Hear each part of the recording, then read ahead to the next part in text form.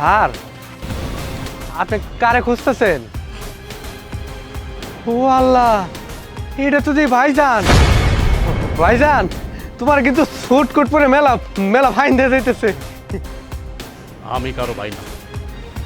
তুমি এত বছর পর কই থেকে আইলা? কেমন আছো তুমি? দেখো, আমি কারো কিছু হই না। আমি শুধু দেখতে আসছি আমার উপরে যারা অবিচার করছে তারা কেমন আছে। আমি এটাই খালি দেখতে আইছি। আর আল্লাহর কাছে অশেষ অশেষ কৃতজ্ঞতা জানাই।